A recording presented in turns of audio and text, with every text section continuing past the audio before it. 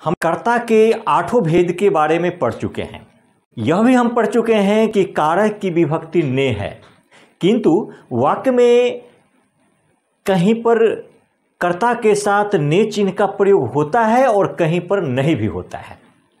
आज हम ये जानेंगे कि वाक्य में कर्ता के साथ ने विभक्ति का प्रयोग कहाँ कहाँ होता है। विषय वस्तु पे पहुँचने से पहले हम अपूर्ण भूतकाल और संयुक्त क्रिया के बारे में जानकारी हासिल कर लें, क्योंकि हम जो अध्ययन करने जा रहे हैं उसमें अपूर्ण भूतकाल और संयुक्त क्रिया की बार बार चर्चा होगी।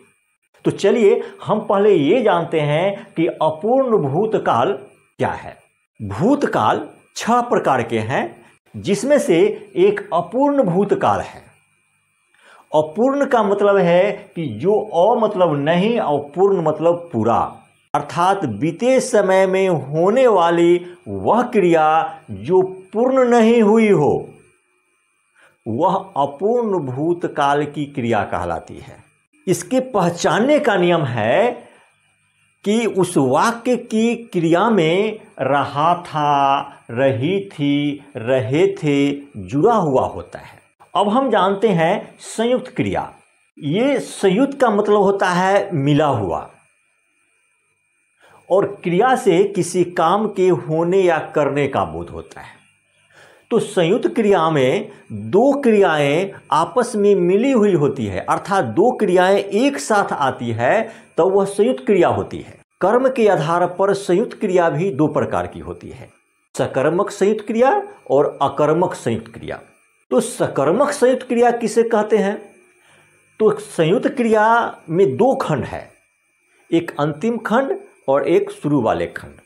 तो हमें अंतिम खंड पे विचार करना है। सिर्फ जिस संयुक्त क्रिया के अंतिम खंड सकर्मक हो तो वह संयुक्त क्रिया सकर्मक संयुक्त क्रिया कहलाती है, और जिस संयुक्त क्रिया के अंतिम खंड अकर्मक हो तो वह संयुक्त क्रिया अकर्मक संयुक्त क्रिया कहलाती है। जैसे रो दिया, देखिए इसमें 2 खंड है। रोना तो अकर्मक क्रिया है, किंतु दिया क्या है? सकर्मक है।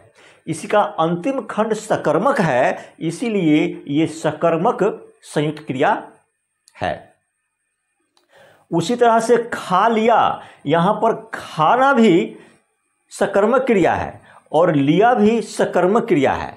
तो हमें संयुक्त क्रिया के प्रथम खंड पे ध्यान नहीं देना है, सिर्फ अंतिम खंड पे ही ध्यान देना है।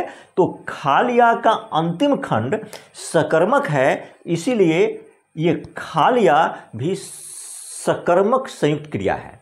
ये खा लिया भी सकर्मक संयुक्त क्रिया है।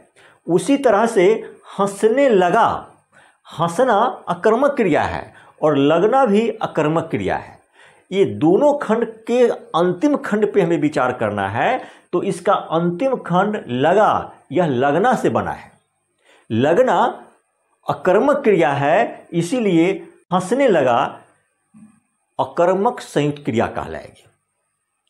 उसी तरह से पढ़ चुका, पढ़ तो यहाँ पर सकर्मक क्रिया है और चुका यहाँ पर अकर्मक क्रिया है। तो हमें संयुक्त क्रिया के मात्र अंतिम खंड पे ही विचार करना है। ये पढ़ चुका संयुक्त क्रिया का अंतिम खंड अकर्मक है, इसीलिए पढ़ चुका अकर्मक संयुक्त क्रिया कहलाएगी। तो अब आप अपूर्ण भूतकाल और संयुक्त क्रिया के बारे में समझ गए हैं। अब हम कर्ता की ने विभक्ति का प्रयोग कहाँ होता है उस पर चर्चा करने जा रहे हैं।